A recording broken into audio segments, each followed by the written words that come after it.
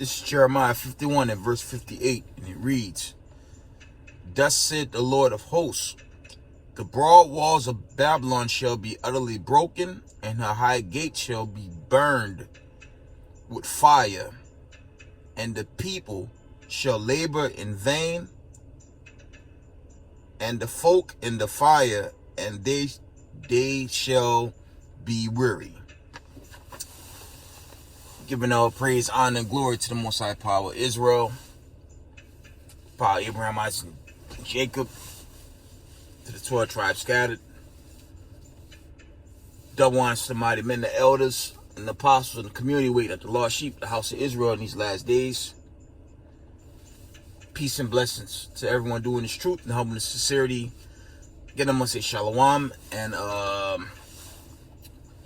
quick article. Let's bring out this, I'm going to try to run through this doomsday clocks. It's been going viral in the community. Let me see if I can read this one article. Let me see. We're going to open up this article.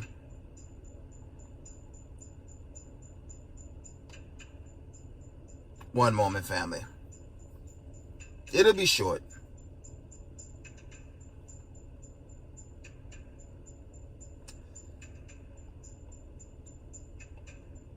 This is Slakia. This is Bulletin of the Atomic Scientists. It is 90 seconds to midnight. Okay. Just gonna go into this. This is from the bulletin.org, right? It says a time of unprecedented danger, right? It is 90 seconds to midnight. 2023 Doomsday Clock Statement, right? 2023 Doomsday Clock Statement, right? Science and Security Board, says Science, Slakia, and Security Board Bulletin of the Atomic Scientists, okay? It says a time of unprecedented danger. It is 90 seconds to midnight. This year, the Science and the Security Board of the Bulletin of the Atomic Scientists moved the hand of the Doomsday Clock forward largely, though not exclusively, because of the mounting dangers of the war in Ukraine. The clock now stands at 90 seconds to midnight, the closest to global catastrophe it's ever been. Slakia.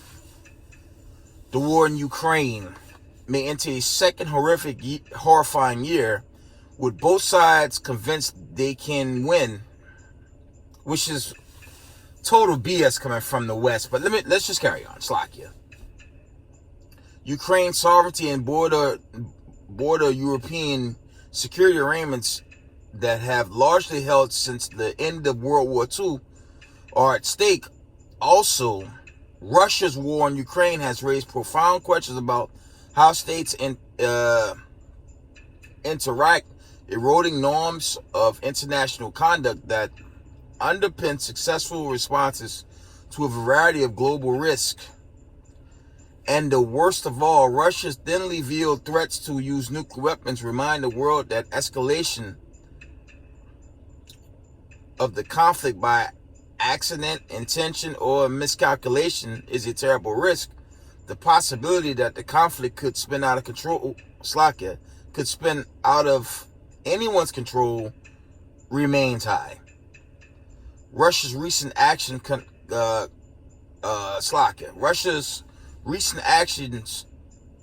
contravene decades of commitments by Moscow. In 1994, Russia joined the United States and United Kingdom in, it says, Budapest, Hungary, to solemnly declare that it would respect the independence and sovereignty and the existence borders of Ukraine and refrain from the threat or use of force against territorial integrity or political independence of Ukraine. These assurances were made explicitly on the understanding that Ukraine would relinquish nuclear weapons on its soil and signed a nuclear non-proliferation treaty, both of which Ukraine did. Russia has also brought its war to Chernobyl and Zaporizhzhia nuclear reactor sites, violating the international protocols and risking widespread release of radioactive materials. Efforts by the International Atomic Energy Agency to secure these plans so far have been rebuffed. As Russia's war in Ukraine continues, the last remaining nuclear weapon treaty between Russia and the United States, New START, stands in jeopardy unless the two parties resume negotiations to find a basis for further reductions. The treaty will expire in February 2026. This would eliminate mutual inspections, deepen mistrust, spur a nuclear arms race, and heighten the possibility of a nuclear exchange. All right. As UN Secretary General Antonio Guterres warned in August, the world has entered a time of nuclear danger not seen since the height of the Cold War. The war effects are not limited to an increase in nuclear danger. They also undermine global efforts to combat climate change. Countries depend on Russian oil and gas and have sought to diversify their supplies, leading to expanded investments in natural gas, exactly when such investments should have been shrinking. Almost done. In the context of a hot war against the backdrop of nuclear threats, Russia's plan to use radioactive dispersal devices, chemical weapons, and biological weapons take on a new meaning as well.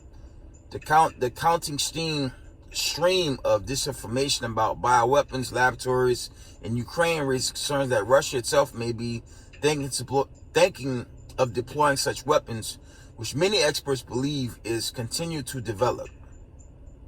I'm almost done, family. 2 big paragraphs and it'll be the end of this article. Russia's invasion of Ukraine has increased the risk of nuclear weapons use, raised the specter of biological and chemical weapons use, hamstrung the world's response to climate change, and hampered international efforts to deal with global concerns. The invasion and annexation of Ukrainian territory have also violated international norms in ways that may embolden others to take actions that challenge previous understandings and threaten stability. Obviously, they have a Western narrative, but let's close out with this final big paragraph. It reads, "There is no clear pathway for forging a just peace that discourages future aggression under the shadow of nuclear weapons, but at a minimum, the United States must keep the door open to principal engagements with Moscow that reduce the dangerous increase in nuclear risks that war has fostered. One element of risk reduction could involve sustained high levels U.S. military-to-military contact with Russia to reduce the likelihood of miscalculation. The U.S. government, its NATO allies, and Ukraine have a multitude of channels for dialogue. They all should be explored. Finding a path to serious peace negotiations could go a long way toward reducing the risk of escalation." And obviously it's escalated with more money being given to Ukraine and the hype with America, and it's another country giving them tanks and things of that nature, right? In this time of unprecedented global danger, concerted action is required and every second counts. That's the end of that article. And I'm gonna do another video, God willing. But that's more of their take on what could be the end. But let's get out the scriptures, and I'm gonna end this video And if it be the most I'll do more videos when I, God willing, get back to the crib. Y'all know what I want. Because we are living in the end of this world, chiefly going into the end of wicked rulership. Okay? Hamashiach Yahushua and the angelic forces, they're going to take this world over and bring righteousness and peace to this world. Okay? Because that's what this place needs. We don't need racism, white supremacy. We don't need racist KKK, neo-Nazi suits and their government that's against people of color and just want to bring all manner of wickedness and tyranny into the planet Earth. Those days are coming to an end. Let's get that. Let's go to 2nd Esdras. Let's go to 2nd Esdras and verse 43. Let's get that real quick. And you look at the news, there's some articles that I gotta bring out in the next video. It's going down with this war with Russia and this World War III, and you know, everything leading to the deliverance of the 12 tribes of Israel. It look like a lot is setting off. So we see 2nd Esdras 7 and verse 43. It reads,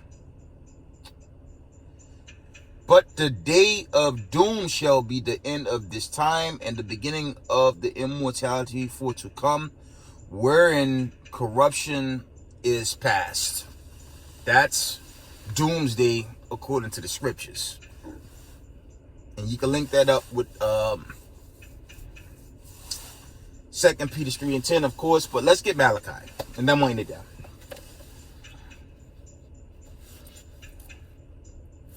Let's get the book of Malachi, and God willing, I'll bring some more edification on what's going on, the conflict. It's a lot happening.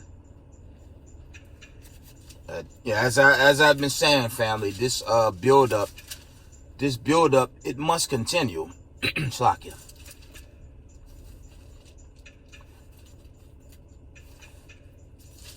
Let's bring out Malachi real fast. We ended up.